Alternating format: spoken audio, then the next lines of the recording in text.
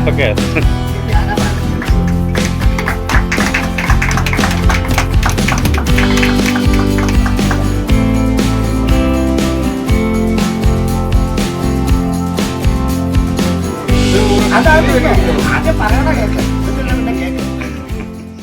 ഒന്ന് രണ്ട് നല്ല കഥാപാത്രങ്ങളിൽ ഒന്നാണ് മൈ ബിഗ് ഫാദറിലെ അച്ഛൻ കഥാപാത്രം.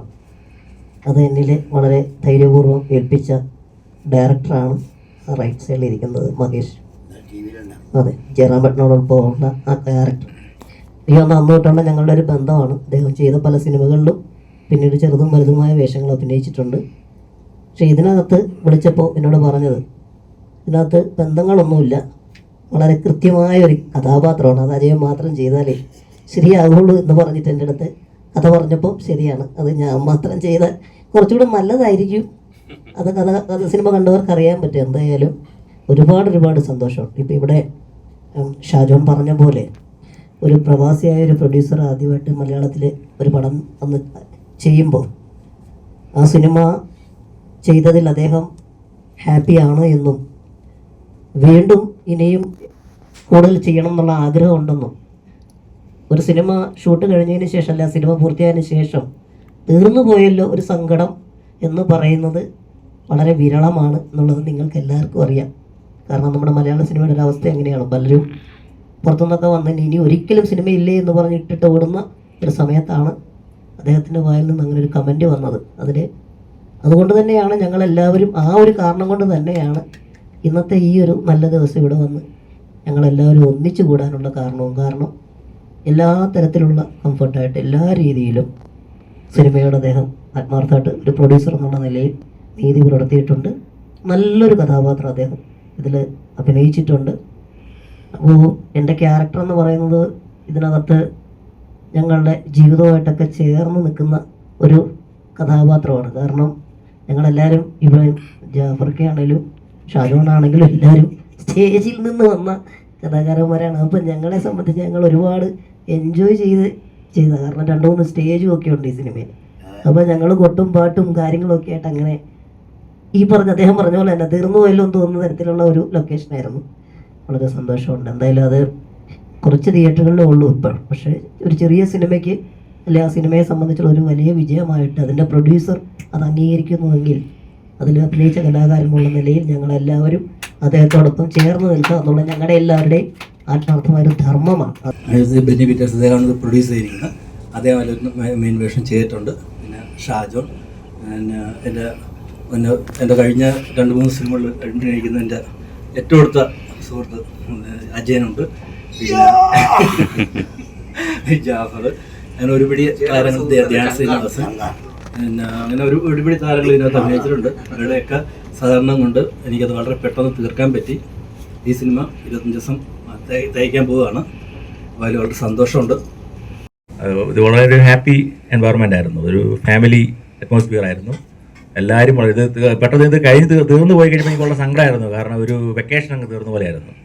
So that is my experience. അത് വളരെ സക്സസ്ഫുള്ളായി ഫിനിഷ് ചെയ്തതിൽ ഐ എം വെരി ഹാപ്പി. ഇതിന് ഞങ്ങളോട് സഹകരിച്ച എല്ലാ ആർട്ടിസ്റ്റിനോടും എല്ലാവരോടും എനിക്ക് ആത്മാർത്ഥമായ താങ്ക്സ് ഉണ്ട്.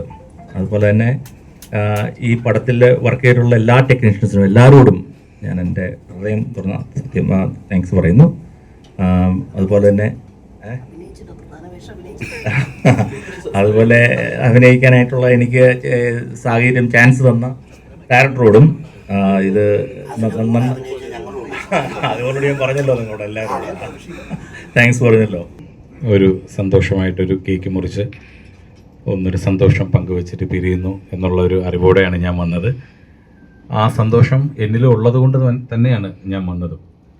അപ്പോൾ അതുകൊണ്ട് തന്നെ ഈ സിനിമയെക്കുറിച്ച് പറയാനുള്ളത്, കുടുംബസ്ത്രീയും കുഞ്ഞാടും എന്ന് പറയുന്നൊരു സിനിമ ധ്യാൻ ശ്രീനിവാസൻ നായകനായിട്ട് അഭിനയിച്ച ഒരു ചെറിയ സിനിമയാണ്. എങ്കിലും ഒരുപാട് താരങ്ങൾ ഉള്ള ഒരു സിനിമയാണ്. സലിംകുമാർ, സലിമേട്ടനടക്കം. പക്ഷേ ആ ശ്രീനിവാസനാണോ നായകൻ? അതെ, നായകൻ തൊട്ടിപ്പുറത്തിരിപ്പുണ്ട്. അതെ, എനിക്ക് ഇദ്ദേഹമാണ് ലീഡ് ചെയ്തേക്കണം. പടം കണ്ടോ? പിന്നെ പടം കണ്ടിട്ടാണോ? അപ്പം പിന്നെ ധ്യാനോടൊപ്പം തന്നെ നമ്മുടെ ബെന്നിച്ചൻ ഒരു പ്രധാന കഥാപാത്രം ചെയ്തിരിക്കുന്നു. അപ്പോൾ ഇതിപ്പോൾ 25 ദിവസത്തിലേക്ക് എത്തിക്കൊണ്ടിരിക്കുകയാണ്.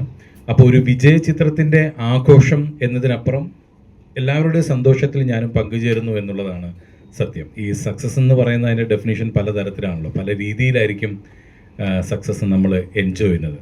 അപ്പം ഒരു കലാകാരൻ എന്നുള്ള നിലയിൽ, ഒരു അഭിനേതാവ് എന്നുള്ള നിലയിൽ എനിക്ക് പരിചയമുള്ള ഒരു നല്ല മനുഷ്യൻ്റെ, അതായത് ഒരു നല്ല സിനിമ പ്രൊഡ്യൂസ് ചെയ്യാൻ വന്നിട്ട് അതിൽ നല്ലൊരു കഥാപാത്രം ചെയ്ത് അത് എൻജോയ് ചെയ്ത് ആ സിനിമയിൽ എല്ലാവരെയും കംഫർട്ടാക്കിയ ബെന്നി എന്ന് പറയുന്ന ഒരു പ്രൊഡ്യൂസറിൻ്റെ മനസ്സിലെ വിജയത്തിനൊപ്പമാണ് ഞാനിന്ന് നിൽക്കുന്നത്. അതാണ് എൻ്റെ സന്തോഷവും പറയുന്നൊരു വലിയ കാര്യം തന്നെയാണ്.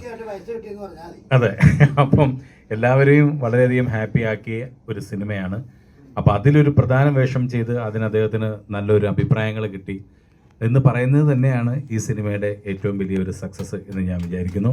അതിന് കാരണക്കാരനായ നമ്മുടെ മഹേഷ് ചേട്ടൻ എന്നൊക്കെ ഒരുപാട് സീനിയറായിട്ടുള്ളൊരു ഡയറക്ടറാണ്, ഒരുപാട് എക്സ്പീരിയൻസ് ഉള്ളൊരു ഡയറക്ടറാണ്, കുറച്ച് സിനിമകൾ ചെയ്തിട്ടുള്ളൊരു ഡയറക്ടറാണ്. അപ്പോൾ അദ്ദേഹത്തിൻ്റെ കയ്യിൽ നിന്ന് ഇതുപോലൊരു സിനിമ അതിൽ ഭിന്നിച്ചിന് നല്ലൊരു വേഷം കിട്ടി. അപ്പോൾ എല്ലാം കൊണ്ടും അദ്ദേഹം ഹാപ്പിയാണ്. അദ്ദേഹം ഹാപ്പി ആയതുകൊണ്ട് തന്നെ ഞങ്ങളെല്ലാവരും ഹാപ്പിയാണ്. അപ്പോൾ അതാണ് ഇന്നത്തെ ഏറ്റവും വലിയ സന്തോഷം.